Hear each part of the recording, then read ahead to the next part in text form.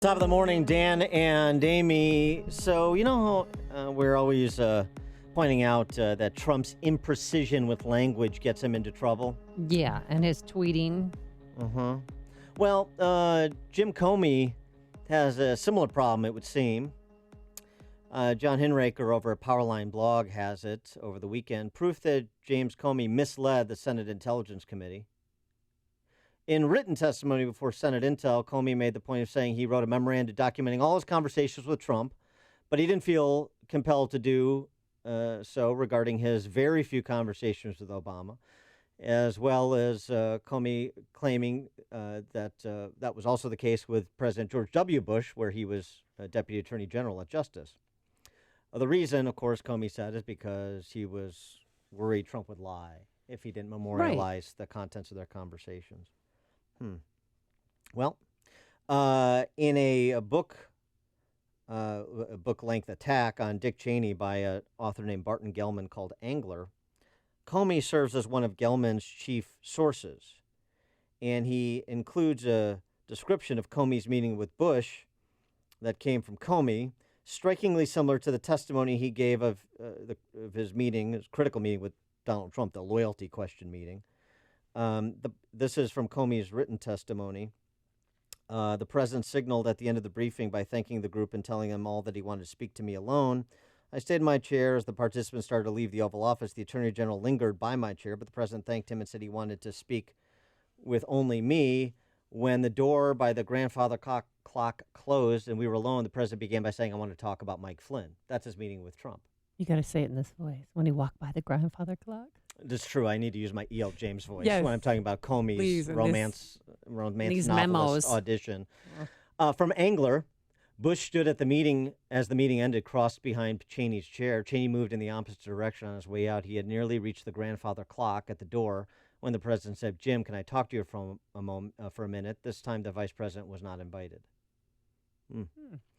Comey said he didn't memorialize the disagreement he had with President George W. Bush about the surveillance program, right? The metadata surveillance program and so forth. But he had threatened to resign.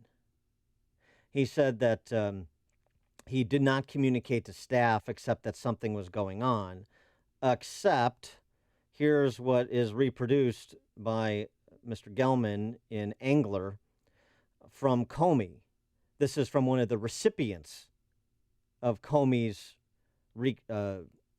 recalling of the meeting with President George W. Bush. The president took me into his private office for a 15-minute one-on-one talk, told him he was being misled and poorly served. We had a very full and frank exchange. Don't know that either of us can see a way out. He promised he would shut down 5-6 if Congress didn't fix FISA. Told him Mueller was about to resign. He just pulled Bob into his office. So this assertion that he sent off a quick email saying that something was going on is false. The email was substantive and detailed and accounted for the conversation he had with President George W. Bush. He didn't wait 5 minutes to create a record of what he had said to the president, what the president said to him, observes Hinraker. So here we go again. Comey's loose association with the facts, particularly when it gets to specifics. And it's my contention it's because he is always politically posturing. He is just another political animal in D.C. who put his reputation above his job performance, frankly.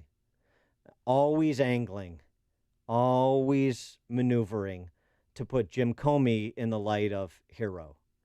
And to the extent that the facts don't bear it out, he recasts it. Or he doesn't recast it based on what he memorializes and what he doesn't memorialize.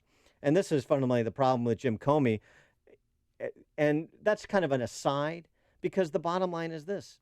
Even if you take everything Comey asserted as God's honest truth, what do you have with Trump? With Trump specifically? You've got nothing. And there's an emerging legal consensus left to right. Former Attorney General Mukasey, Bush Attorney General, who is no fan of Trump, we've talked to him many times on this show, to Elizabeth Foley, a Harvard-trained law professor on MSNBC over the weekend, saying this line of demagoguery the left is going off on with respect to obstruction of justice, there is not a shard of evidence to support it. Why can't the investigation speak for itself? Because now you have President Trump on Friday with the Romanian president saying he feels vindicated, but now there's something else. Here's a new tease. I wondered if you could tell us in person, sir, why you feel that his testimony vindicated you when it's really boils down to his word against your word. And if you could also tell us, sir, do tapes exist of your conversations with him? Well, I'll tell you about that maybe sometime in the very near future. But in the meantime, no collusion, no obstruction. He's a leaker. Yeah, well, there's two things. One is it's not a he said, because you have Jim Comey, again, taking what Jim Comey says as 100% honest, saying, I told the president 3 times that he is not a subject of this investigation. Okay, so that's how you feel vindicated. And vindicated is different than exonerated. But he feels vindicated that finally came out, what he wanted to come out, what he referenced when he fired Jim Comey. But what about these tapes? Do you think he has tapes? I don't know if he has tapes or not. I don't think the teasing about it is helpful. But again, think about this logically. What would possibly be on the tapes that would be more damning than Comey's characterization of those conversations?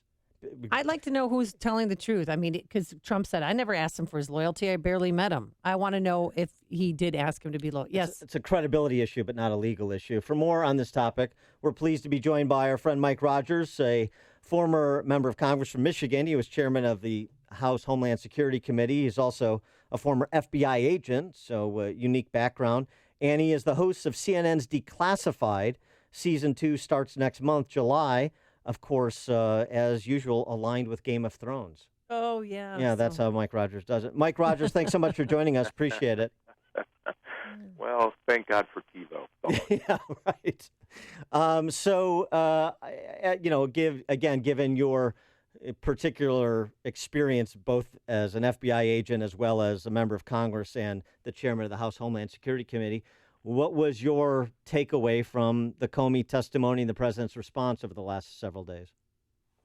Well, I'll start with the president's response. I don't know why he continues to engage at a personal level like this. I think it's not only is it not helpful, the longer he does it, it becomes destructive to him. He should not be engaged in these conversations. He has a press secretary that can go out and say the president feels vindicated. Great, be done with it, and then go on to announce great things that he wants to do in infrastructure.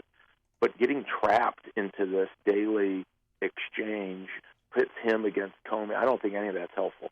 That being said, I don't think anything that Comey said rises to the level of even close just by that single testimony of obstruction of justice, and I think they're just so completely wrong. And it leaves him impeachable, meaning, there was several inconsistencies in his statement.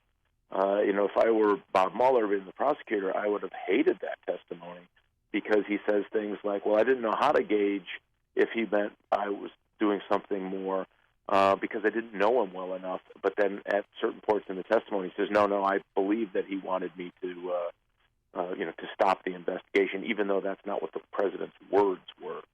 So, I mean, there's lots of things that a good defense person could get in there and really turn that testimony up on its head. So, I mean, I think the whole thing is completely unfortunate. We have Russians running around the world, drinking vodka, celebrating their great success of an information influence operation in America, and we have the North Koreans have launched another series of sophisticated missiles. We have an economy that needs to accomplish what the president promised he would do, and instead he's tweeting out in the morning about what he thinks of the character of James Comey. It's ridiculous, and somebody in the White House needs to get a hold of him and get him focused on the bigger things that he wants to accomplish, because those things are the reasons people voted for. Right, but what about the teasing of these tapes? And I mean, do they matter? I thought it was dumb. I thought it was stupid. He should have just, if they have the tapes, he should have said something on the order of I've turned over all relevant or willing to turn over or have or I'm about to turn over all relevant information to the special counsel, and I can't say more about it and move on to talk about more important things. Again, he keeps getting himself trapped in this. Well, I'll tell you later. Well, guess what? You just guaranteed yourself 3 more days of people, circling the wagon about what is there tapes or isn't there tapes? Well, they could be subpoenaed too, right? I would be shocked if there were tapes. If they were, I'd just be shocked if there were. If there were tapes. If you notice, he said that you would be disappointed. Yeah. But I mean, to your point, then, why play this little game about it? It does not serve his interest, and it just extends a story that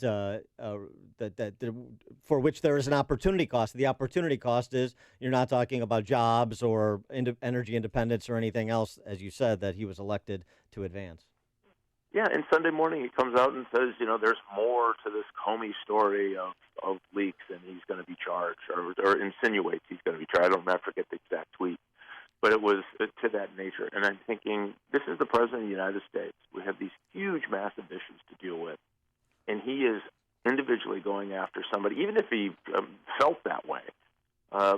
Really, do you want the President of the United States kind of wallowing down in that kind of, you're a rotten dog, no, you're a rotten dog conversation? I just don't think it's helpful to him personally, to the country for sure. And then you start drawing in, well, it's me versus the FBI director. I think you're going to lose that fight eventually, even if you can impeach the testimony of James Comey. If it's the FBI versus the White House, I guarantee I know where the American people are going to go with that. Well, I'll tell you, it's interesting you point that out because there was a piece in Bloomberg over the weekend that has the score 4-0, FBI versus the president in American history. So in terms of the precedent on the topic, history is on the side that you just described. As it's a great institution, it has great great respect around the country, and for good reason. And it's because it's in neighborhoods, it's doing this big work, it's doing public corruption work and gang work and solving bank robberies. It's doing all of that important work every single day, and it doesn't have the stigma of what I think the president would like it to have. Well, as a former FBI, that's a good thing. As a former FBI agent, how do you feel that when you hear Comey said that he leaked information? It wasn't a classified memo, but gave a memo to one of his buddies who's a law professor at Columbia, and who gave it to the media. I mean, do FBI agents, do they leak information all the time to the media? They better not. It's against the law for them to do it. Now, he didn't leak anything that was classified. I do find this odd because he had a Senate investigation, a House investigation. He has an inspector general, both for the Attorney General's office as well as internal to the FBI. There's all of these mechanisms that he had to share that information to memorialize it if he were worried about it. Yeah. But he said that he did it in order to influence a government decision. And that, to me, was a bit shocking, that the FBI director said he leaked information that was at least confidential. It certainly, the conversations with the president can be considered executive privilege. And so he leaked this information that was at least confidential, maybe even protected under executive privilege, to influence a government decision.